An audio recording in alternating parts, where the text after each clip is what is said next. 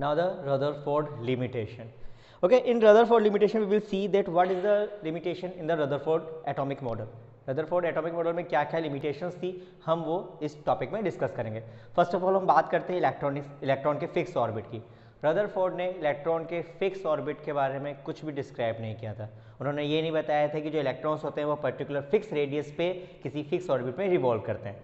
Okay, this was the first limitation which was in the Rutherford model. Now the second one, अगर हम Rutherford model को समझें तो suppose this is the nucleus और यहाँ से इलेक्ट्रॉन रिवॉल्व हो रहा है. This is the electron.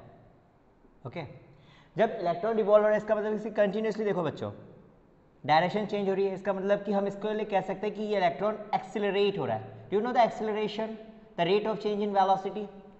Okay, तो यहाँ पे ये क्या हो रहा है बच्चों, एक्सेलरेट हो रहा है या फिर इसमें एक्सेलरेशन हो रहा है. अगर ये इलेक्ट्रॉन एक्सेलरेट हो रहा है मीन्स ये कंटिन्यूसली अपनी एनर्जी एमिट करेगा in the form of radiation. अगर कोई इलेक्ट्रॉन्स एक्सेलरेट हो रहा होता है तो उसके अंदर कंटिन्यूसली उसकी एनर्जी रेडिएट होती है in the form of what, in the form of radiation. अब एनर्जी रेडिएट हो रही है इसका मतलब इसका एनर्जी लेवल धीरे धीरे डाउन होता जाएगा. अब एनर्जी लेवल डाउन हो रहा है तो इसका जो रेडियस है इलेक्ट्रॉन का और न्यूक्लियस के बीच में जो डिस्टेंस है या फिर इस ऑर्बिट का रेडियस है कंटिन्यूसली डिक्रीज होगा क्योंकि कंटिन्यूसली एनर्जी क्या हो रही है, यहाँ पे रेडिएशन हो रहा है, एनर्जी रेडिएट हो रही है continuously.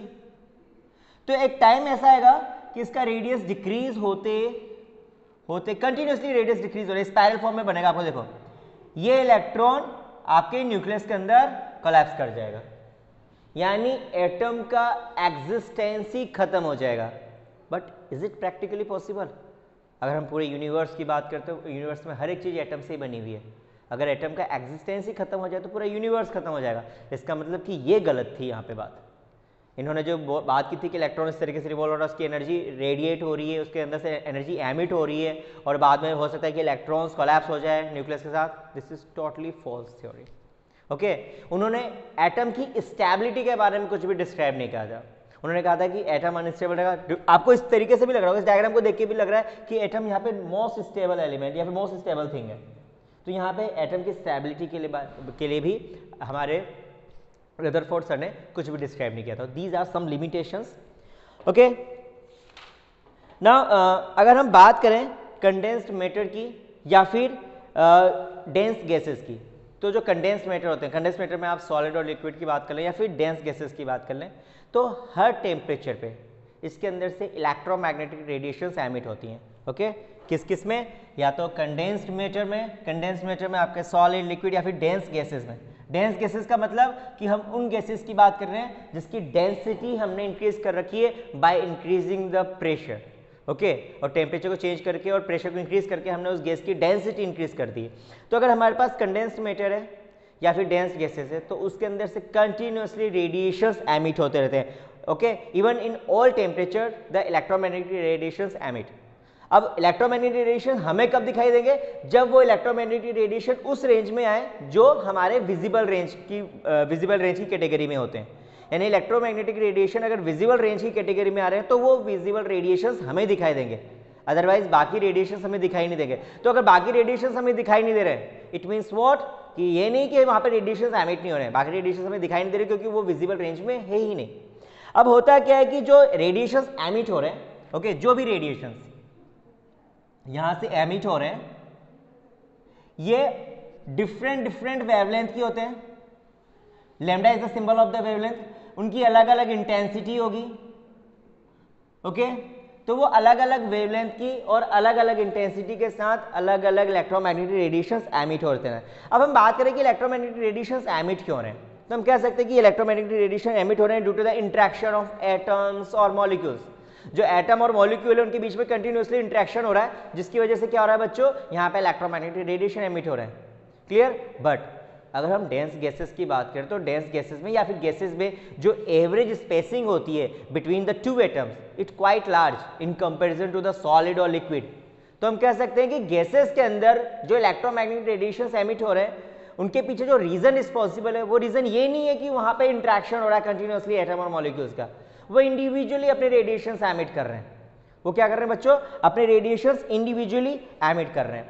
So we can say कि रेडिएशन एमिट होने के लिए यहाँ पे दो एटम्स के बीच में कोलिजन होना कंपलसरी नहीं है, यहाँ पे अकेला एक एटम भी या फिर अकेला एक मॉलिक्यूल भी रेडिएशन एमिट कर सकता है। Now we will come to the topic that is atomic spectra which is given on page number 420। अब एटॉमिक स्पेक्ट्रा के बारे में बात कर ले जो कि पेज नंबर 420 पे गिवन है। So open your book, open page number 420, page number 420, that is atomic spectra। ना एटॉमिक स्पेक्ट्रा को स्टार्ट करने से पहले थोड़ा बहुत हम आपको कंटिन्यूअस स्पेक्ट्रम के बारे में बता देते हैं। Okay, actually what is a continuous spectrum? Continuous spectrum होता क्या? इन 10th क्लास आप लोगों ने जब चैप्टर नंबर 10 लाइट के बारे में पढ़ा था, ओके, तो चैप्टर नंबर 11 में, जिसमें हम लोगों ने विबग्योर एक पैटर्न देखा था। ओके, तो वो जो पैटर्न आया था violet, indigo, blue, green, yellow, orange, red, इस तरीके से जो पैटर्न आया था आपके पास, ये पैटर्न आपको कंटिन्यूअस स्पेक्ट्रम की फॉर्म में दिखाई दिया था।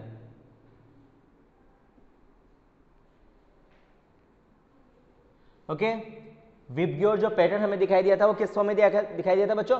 कंटिन्यूअस स्पेक्ट्रम में। अच्छा, कंटिन्यूअस स्पेक्ट्रम का means what is the meaning of continuous spectrum? हम यहाँ पे स्पेक्ट्रम भी बोल सकते थे, बट हमने कंटिन्यूअस स्पेक्ट्रम क्यों बोला? कंटिन्यूअस स्पेक्ट्रम का मतलब ये होता है कि जो वॉयलेट कलर की लाइट है, suppose this is the violet, यहाँ पे वॉयलेट कलर की लाइट है। ओके, अब वॉयलेट कलर की लाइट के बाद कौन सी कलर आएगी? इंडिगो। तो ऐसा नहीं होता कि यहाँ पे वॉयलेट पूरा खत्म हो गया तब इंडिगो स्टार्ट हो रहा है, या फिर इंडिगो की कलर पूरा यहाँ पे एलैप्स हो गया तब यहाँ पे ब्लू कलर स्टार्ट हो रहा है। ऐसा नहीं होता। यहाँ पे क्या होता है कि वॉयलेट कलर यहाँ पे है, इसकी इंटेंसिटी धीरे धीरे डिक्रीज हो रही है और साथ में इंडिगो की इंटेंसिटी धीरे धीरे इंक्रीज हो रही है, तो आपको वॉयलेट और इंडिगो यहाँ पे मिक्स फॉर्म में दिखाई देंगे। यहाँ पे आपको वॉयलेट और इंडिगो के बीच में कोई सेपरेट करने वाली बाउंड्री लाइन दिखाई नहीं देगी। आप ये नहीं बोल सकते कि सर देखो यहाँ पे वॉयलेट है, यहाँ पे इंडिगो है, ये बीच में इसकी बाउंड्री। तो अगर इस टाइप का स्पेक्ट्रम दिखाई दे जिसमें आपको वॉयलेट इंडिगो यहाँ पे मिक्स फॉर्म में दिखाई दे, ओके, इंडिगो ब्लू यहाँ पे मिक्स फॉर्म में दिखाई दे, ग्रीन येलो यहाँ पे मिक्स फॉर्म में दिखाई, तो इस तरीके से जो मिक्स फॉर्म में हमें स्पेक्ट्रम दिखाई देता है, इस स्पेक्ट्रम को हम बोलते हैं कंटिन्यूअस स्पेक्ट्रम, जो कि आपने ऑलरेडी अपनी प्रीवियस क्लासेस में, अपनी जूनियर क्लासेस में पढ़ रखा है। ओके, बट कंटिन्यूअस स्पेक्ट्रम हमें रीड नहीं करना, हमें जो रीड करना है वो है एमिशन लाइन स्पेक्ट्रम। ओके, हमें जो टॉपिक रीड करना है वो टॉपिक कौन सा है बच्चों? Emission line spectrum. आप इस टॉपिक में जो लास्ट की लाइन्स है वहां पे एमिशन लाइन स्पेक्ट्रम के बारे में लिखा हुआ है। इसी टॉपिक में लास्ट में जो लाइन्स दे रखी हैं उसमें एमिशन लाइन स्पेक्ट्रम के बारे में गिवन है। Now come to the topic, what is emission line spectrum? Spectrum समझ में आ गया, बट कंटिन्यूअस नहीं। अगर कंटिन्यूअस होता तो हम लोग क्या लिखते बच्चों? This is continuous line spectrum, but हम एमिशन लाइन स्पेक्ट्रम लिख रहे हैं। एक्चुअली होता है क्या है कि suppose we have a gas, और you can say the high pressure gas, जिसको हम, या फिर you can take the vapour also. अब हमने क्या कर रखा है, उस गैस को या वेपर को एक्साइट किया through the passing of the electricity. Okay, electric current उसके अंदर से पास किया जिसकी वजह से वो एक्साइट हो गया। जैसे ही वो एक्साइट हुआ तो उसके अंदर से एनर्जी रेडिएट होना स्टार्ट हो गई। तो जो एनर्जी का रेडिएशन होगा, उस एनर्जी का रेडिएशन आपको इस एनर्जी के रेडिएशन की वजह से जो आपको स्पेक्ट्रम दिखाई देगा, उसका स्पेक्ट्रम आपको फिगर नंबर 12.5 की तरह दिखाई देगा। Okay, so you can follow the figure number 12.5 to see the spectrum. अच्छा, स्पेक्ट्रम हमें इजी सा दिखाई दे, ज्यादा कॉम्प्लिकेशंस ना हो, तो इसके लिए हम हाइड्रोजन का एटम लेते हैं। ओके, बाकी अगर हम कोई एलिमेंट्स वगैरह उठाते हैं हाइड्रोजन के अलावा, तो उसके अंदर जो स्पेक्ट्रम मिलेंगे वो आपको मिक्स फॉर्म में मिलेंगे। ओके, तो वहां पे आपको कंफ्यूजन हो जाएगा कि स्पेक्ट्रम बन कैसे रहा है, इसमें कौन से ऑर्बिट का रोल है इस स्पेक्ट्रम को बनने के पीछे, किस ऑर्बिट का इलेक्ट्रॉन कहाँ पे जा रहा है, कंफ्यूजन हो जाएगा। लेकिन अगर हम हाइड्रोजन की बात करें तो हाइड्रोजन में तो एक सिंगल ऑर्बिट होता है हाइड्रोजन के एटम में, और सिंगल ऑर्बिट में भी सिर्फ एक ही इलेक्ट्रॉन होता है। तो यहाँ पे जो स्पेक्ट्रम बनेगा उस एक इलेक्ट्रॉन की वजह से, चाहे वो मूव आउट हो चाहे कोई दूसरा पार्टिकल उसके अंदर आए, तो यहाँ पे स्पेक्ट्रम बहुत इजी फॉर्म में मिलेगा, क्योंकि यहाँ पे नंबर ऑफ इलेक्ट्रॉन्स ज़्यादा नहीं है। ओके, और आपको मालूम है कि इलेक्ट्रॉन जब रिलीज होंगे तो यहाँ पे स्पेक्ट्रम फॉर्मेशन आपका स्टार्ट हो जाएगा। तो यहाँ पे हाइड्रोजन एटम हम स्पेक्ट्रम की फॉर्मेशन में देखेंगे। ओके, सो जो स्पेक्ट्रम आपको दिखाई देगा दैट इज फिगर नंबर 12.5, इसमें आप कुछ टर्म्स देखेंगे, that is a Paschen series, Balmer series, Lyman series and so on. तो यहाँ पे इन सीरीज के बारे में हम अभी आने वाले लेक्चर में डिस्कस करेंगे। So no need to worry, ये क्या होते हैं, थोड़ी देर वेट करो। So this is your emission line spectrum. तो एमिशन लाइन स्पेक्ट्रम में क्या था, हमने देख लिया कि स्पेक्ट्रम बन रहा है, बट वो स्पेक्ट्रम बनेगा कैसा, वो कंटिन्यूअस स्पेक्ट्रम नहीं होगा, उसमें कुछ लाइंस होंगी इस तरीके से, इस तरीके से कुछ लाइंस होंगी, यानी एमिशन लाइन स्पेक्ट्रम में हमारे पास कंटिन्यूअस स्पेक्ट्रम नहीं बन रहा है, बल्कि कुछ कलर्स की इस तरीके से लाइंस हमें दिखाई देंगी। ओके, अब ये जो कलर्स की लाइन दिखाई दे रही है, इसके बीच में ये वाला जो पार्ट है ये बिल्कुल कलरलेस है, दिस इज टोटली कलरलेस, यहाँ पे कोई भी रेडिएशन नहीं है। अगर हम इसके बाद की बात करें, जैसे देखो यहाँ पे थिक लाइंस बन रही है, अब इसके बाद की बात करें तो यहाँ पे हमें अब कंटिन्यूअस स्पेक्ट्रम दिखाई देगा। इसके बाद लाइन बहुत एक दूसरे क्लोज आ चुकी है, तो यहाँ पे कंटिन्यूअस स्पेक्ट्रम दिखाई देगा। और यहाँ पे आप इसको ऑब्जर्व करें तो लाइन के बीच में जो स्पेसिंग है, या फिर स्पेक्ट्रम में जो स्टेप्स या फिर आपको लाइंस दिखाई दे रही है, इनकी बीच की स्पेसिंग कंटिन्यूअसली क्या हो रही है बच्चों, डिक्रीज होती जा रही है। देखो इनकी बीच की स्पेसिंग क्या हो रही है बच्चों, कंटिन्यूअसली डिक्रीज हो रही है। And even the different thing कि इस लाइन की जो इंटेंसिटी है ये भी क्या हो रही है बच्चों, धीरे धीरे डिक्रीज होती जा रही है। तो ये सब आपने एमिशन लाइन स्पेक्ट्रम में देखा। एमिशन लाइन स्पेक्ट्रम को देखने के लिए आप डार्क बैकग्राउंड में, अगर आपके पास कोई डार्क बैकग्राउंड है तो उस पर आपको इस तरीके से लाइंस दिखाई दे जाएंगी जो ऊपर बनी हुई है। This was your continuous line spectrum. Okay, this was your emission line spectrum, not the continuous. Continuous तो यहां पे बन रहा है आपका। Now the next one is absorption spectrum.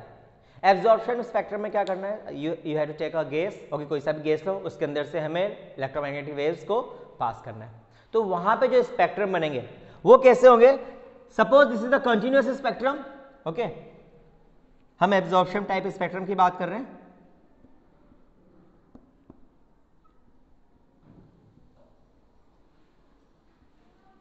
तो ये कंटिन्यूअस स्पेक्ट्रम है जिसमें अलग अलग कलर्स की लाइट है, अलग अलग वेवलेंथ की, अलग अलग फ्रीक्वेंसी की। इनमें क्या होता है बच्चों,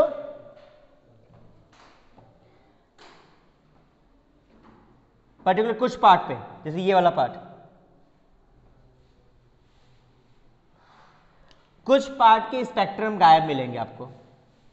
ओके, सपोज करो इस तरीके से मैं इसको डार्क शेड कर देता हूं।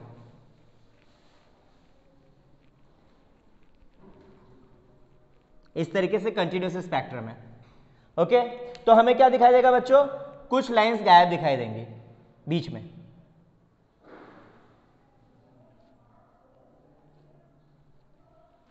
बीच में कुछ स्पेक्ट्रम का पार्ट आपको यहां से स्किप दिखाई देगा।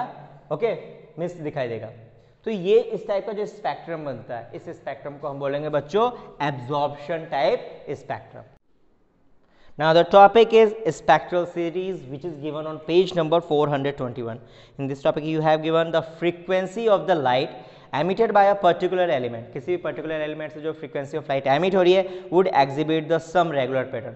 उसका कोई fix रेगुलर पैटर्न होगा। अच्छा, इन पैटर्न्स को समझने के लिए हम हाइड्रोजन एटम यूज करेंगे, because hydrogen is the simplest form. तो यहाँ पे हाइड्रोजन का जो पैटर्न हमें मिलेगा वो बिल्कुल सिंपल फॉर्म में मिलेगा। तो हम इन सब पैटर्न को समझने के लिए किसको यूज करेंगे, हाइड्रोजन एटम को। ना एक साइंटिस्ट थे जिनका नाम था बाल्मर। उन्होंने 1885 में ये ऑब्जर्व किया था कि visible region of hydrogen atom spectrum, जो हाइड्रोजन एटम का जो स्पेक्ट्रम था उसका एक विजिबल रीजन फाइंड आउट किया था। और जो स्पेक्ट्रम फाइंड आउट किया था उस स्पेक्ट्रम को हम figure number 12.6 which is given on page number 421 में देख सकते हैं। अच्छा बच्चों, बुक ओपन करके रखना। आप ऑब्जर्व करोगे कि यहां पे कंटिन्यूअसली जो लाइंस हैं, this is your emission line spectrum, in line के बीच में स्पेसिंग तो रिड्यूस हो ही रही है।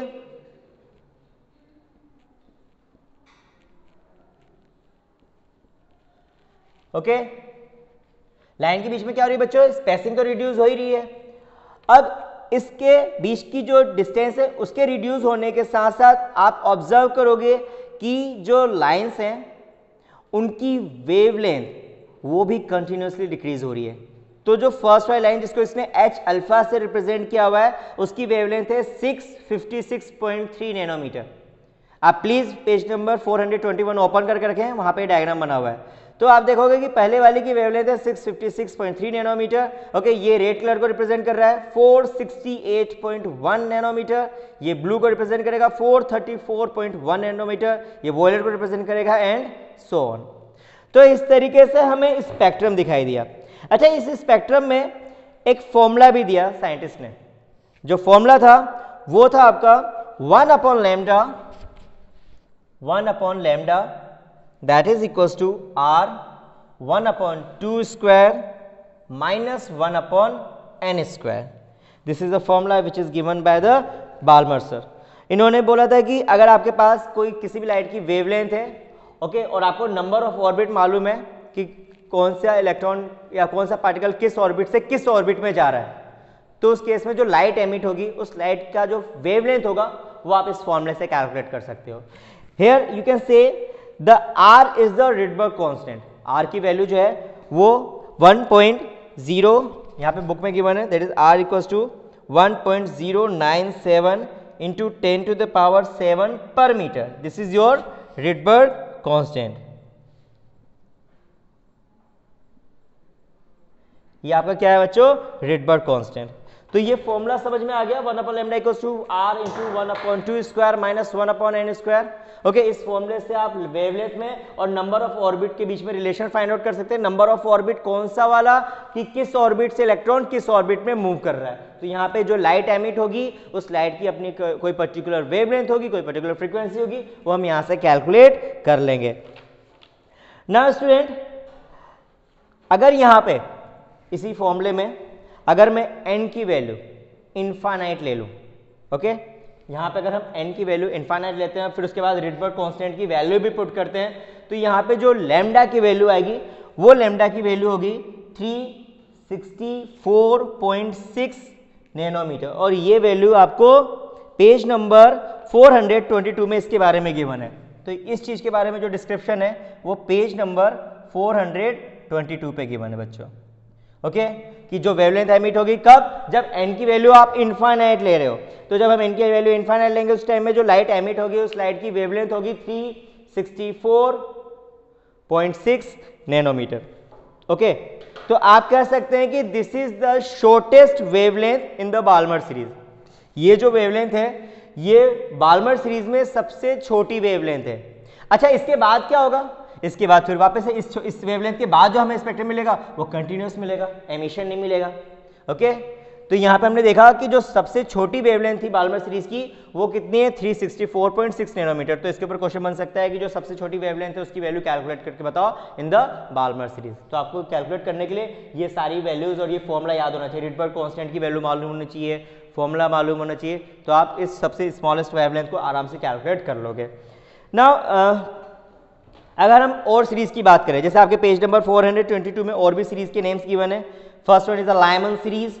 ओके, लाइमन सीरीज में आपके पास फॉर्मूला सेम है बट n की वैल्यू 2, 3, 4 ये जाएगी और एक माइनर सा वेरिएशन होगा यहाँ पे फर्स्ट वाले पार्ट में. ओके, तो मैं सारे फॉर्मुलेस को यहाँ पे लिख देता हूँ. लाइमन सीरीज में 1/λ that is equals to r 1/1 square minus 1/n square, where n is equals to 2, 3, 4. Lyman के बाद पार्शियल सीरीज की बात करते हैं. This is 1/λ equals to r 1/3 square minus 1/n square. यहाँ पे n की वैल्यू 5, 6, 7 हो जाएगी. यहाँ पे Brackett series that is 1/λ that is equals to r 1/4 square minus 1/n square. यहाँ पे n की वैल्यू 5, 6, 7 हो जाएगी. Now next one your preferred series that is 1/λ that is equals to r 1/5 square minus 1/n square. यहाँ पे n की value 6, 7, 8 तक पहुँच जाएगी. ओके, तो यहाँ पे और भी सीरीज निकले, और भी पैटर्न निकले, उनके लिए जो फॉर्मूला हमें मिला वो फॉर्मूले ये सारे हैं, अलग अलग साइंटिस्ट के नेम से अलग अलग फॉर्मूले हैं. ओके, अब ये तो हमारे पास जो रिलेशन था वो वेवलेंथ और नंबर ऑफ ऑर्बिट के टर्म्स में था. अगर हम इस रिलेशन को फ्रीक्वेंसी की टर्म्स में फाइंड आउट करना चाहें, so you know the relation that mu equals to c upon lambda. It means you can say that 1/λ is equals to mu upon c. कह सकते हैं. तो आपको जहां पे फॉर्मूले में 1/λ मिल रहा है उस 1/λ की जगह बच्चों क्या पुट करना पड़ेगा हमें, mu upon c. So it will be mu upon c that is equals to r 1/2 square minus 1/n square. This is equals to cr 1/2 square minus 1/n square. So this is one more formula which show the relationship between the frequency of the emitted radiation and the number of orbit from which electrons are shifting their position. Electron किस position से shift कर रहा है, उसके वजह से जो radiation emit हो रहे हैं, उस रेडिएशन की जो फ्रीक्वेंसी है, उस फ्रीक्वेंसी को हम इस फॉर्मूले से कैलकुलेट कर सकते हैं। So in Balmer series you can see the relationship between the frequency, Rydberg constant, okay, C and the number of orbit, कि किस ऑर्बिट से इलेक्ट्रॉन किस ऑर्बिट में ट्रांसफर हो रहा है। तो उस केस में जो रेडिएशंस एमिट होंगे उस रेडिएशन की जो फ्रीक्वेंसी होगी उस फ्रीक्वेंसी को कैलकुलेट करने के लिए आप ये वाला फॉर्मूला यूज कर सकते हैं। बाल्मर सीरीज में जो हमें स्पेक्ट्रम मिला था वो विजिबल रेंज में मिला था, बट हम अदर स्पेक्ट्रम की बात करें या फिर अदर सीरीज की बात करें, जैसे फॉर एग्जांपल हम लाइमन की बात करें तो लाइमन में हमें यूवी रेज मिल रही है या फिर यूवी स्पेक्ट्रम मिल रहा है। हम पास्चन और ब्रैकेट सीरीज की बात करें तो वहाँ पे हमें इंफ्रारेड रीजन में स्पेक्ट्रम मिल रहा है। ओके, ये जो स्पेक्ट्रम हमने देखा है ये स्पेक्ट्रम हमने हाइड्रोजन एटम के साथ देखा है, यानी हाइड्रोजन एटम के लिए एप्लीकेबल है। ओके, जो सारी इक्वेशंस हैं चाहे लाइमन की बात करूँ, चाहे पास्चन की, चाहे ब्रैकेट की, हाइड्रोजन एटम के लिए एप्लीकेबल है। अच्छा चलो ठीक है, हाइड्रोजन नहीं है, लेकिन अगर आपके पास सिंगल आयोनाइज्ड हीलियम है या फिर डबल आयोनाइज्ड लिथियम भी है तो उसके लिए भी ये जो इक्वेशंस थी बाल्मर की, लाइमन की, पास्चन की, पीफन की, ब्रैकेट की, ये सारी एप्लीकेशन या फिर सारी जो इक्वेशंस थी उनके लिए भी एप्लीकेबल है। किसके लिए? हाइड्रोजन के लिए या फिर सिंगल आयोनाइज्ड हीलियम के लिए या फिर डबल आयोनाइज्ड लिथियम के लिए। ये सारी चीज़ें आपको पेज नंबर 422 पे मिल जाएगी। Now student come to the next topic, that is the Bohr model of hydrogen atom.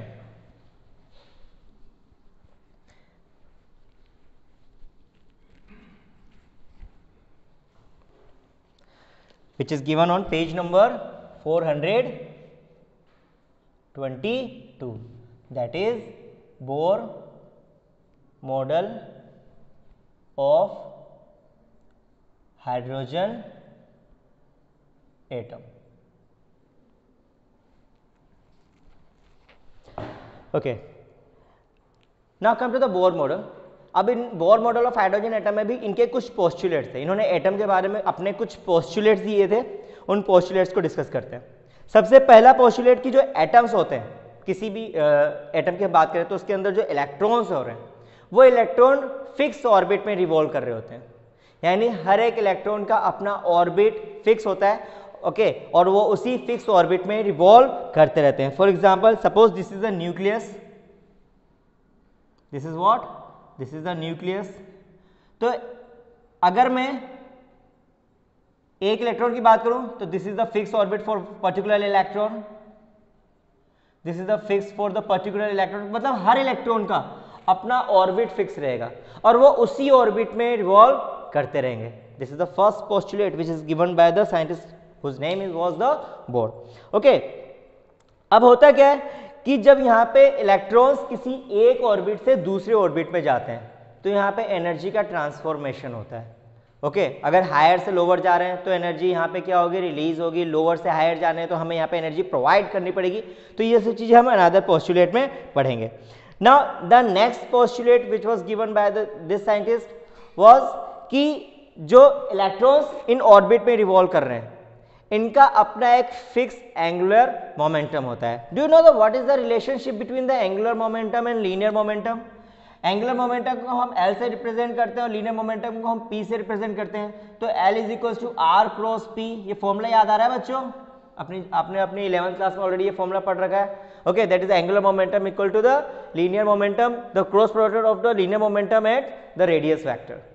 This was the relationship between the angular momentum and the linear momentum. तो हमें इसको यूज करना है। तो इन्होंने कहा था कि जो भी इलेक्ट्रॉन्स रिवॉल्व कर रहे हैं आपके ऑर्बिट में तो उनका जो एंगुलर मोमेंटम रहेगा वो कन्फाइंड रहेगा, फिक्स रहेगा। सो हम कह सकते हैं कि angular momentum is the integral multiple of h/2π, ये कहा था उन्होंने। This was the second postulate, यानी एंगुलर मोमेंटम की वैल्यू फिक्स रहेगी और ये एंगुलर मोमेंटम किसके ऊपर डिपेंड करेगा? नंबर ऑफ ऑर्बिट के ऊपर, कि कौन से नंबर का ऑर्बिट है। Okay, this was the second postulate. Now come to the third postulate. Suppose this is the n equals to 1, this is n equals to 2. इसके बाद एक n equals to 3 भी ले लेते हैं। This is the third orbit. अगर कोई भी इलेक्ट्रॉन किसी एक ऑर्बिट से दूसरे ऑर्बिट में जाता है तो या तो वह एनर्जी रेडिएट करेगा या फिर वो एनर्जी अपने में एब्जॉर्ब करेगा। अगर मैं लोअर ऑर्बिट की बात करता हूँ जैसे n equals to 1, इनके पास 2 और 3 के कंपेयर में एनर्जी लेवल इनका कम होता है, यानी यहाँ पे जो इलेक्ट्रॉन प्रेजेंट है इस ऑर्बिट में इसके पास कम एनर्जी होगी, इसके पास थोड़ी सी ज़्यादा होगी, और जैसे जैसे अपन नंबर ऑफ ऑर्बिट को इंक्रीज करेंगे एनर्जी लेवल भी क्या होगा, वैसे वैसे कंटिन्यूसली इंक्रीज होता जाएगा। तो अगर हम यहाँ की बात करें, अगर कोई इलेक्ट्रॉन यहाँ से इस लेवल पे जाता है, सपोज यहाँ पे उसका एनर्जी था E1, यहाँ पे उसकी एनर्जी है E2, तो जो एनर्जी की उसको रिक्वायरमेंट है इस पोजीशन से इस पोजीशन तक जाने के लिए वो होगी बच्चों E2 माइनस E1। या फिर सपोज करो कोई इलेक्ट्रॉन यहाँ पर है, वो यहाँ से फर्स्ट ऑर्बिट पे मूव कर रहा है, तो यहाँ पे भी जो इसको एनर्जी रेडिएट करेगा वो भी किसके इक्वल होगी, E2 माइनस E1। तो जब एनर्जी रेडिएट करेगा तो वहाँ पे कुछ रेडिएशंस हमें मिलेंगी, ओके, उस रेडिएशन की फ्रीक्वेंसी को हम इस फॉर्मूले से फाइंड आउट कर सकते हैं। It means this is the relationship between the change in energy and the frequency, that is del E equals to h mu, और ये फॉर्मूला आपने देखा होगा, okay, del E equals to what, this is your h mu, where h is the Planck constant, mu is the frequency and del is the change in the energy। Energy में changes आए हैं उसको हम किससे represent कर रहे हैं बच्चों, यहाँ पे del E से। तो ये आपका थर्ड पोस्टुलेट हो गया। नाउ अब हम मूव करते हैं इस फॉर्मूले के ऊपर वापस से। अगर मैं इस फॉर्मूले को देखूं तो हम कह सकते हैं कि L vector equals to R, P की जगह m इंटू वी लिख देते हैं, तो हम कह सकते हैं कि L equals to M V R, और ये फॉर्मूला आपका यूज में आने वाला है नेक्स्ट टॉपिक में, okay. And the second formula which is very important, जो आपके डेरिवेशंस में यूज में आने वाला है, ये L equals to NH upon 2 pi. This is very important formula which is use in the derivation, okay. Basically यही फॉर्मूला है जो बोर को बाकी मॉडल से डिस्क्रिमिनेट कर रहा है, तो हमें इस फॉर्मूले को यूज करना है। जो डेरिवेशन पार्ट आपका सेम ही रहेगा जैसे आपने प्रीवियस क्लास में पढ़ रखा है, याद है बच्चों, centripetal force equals to electrostatic force, इस तरीके से हमने कुछ डेरिवेशंस किए थे। यहाँ पे भी वही कॉन्सेप्ट यूज करना है, बट यहाँ पे हमें इस L की वैल्यू को भी यूज करना है। क्लियर?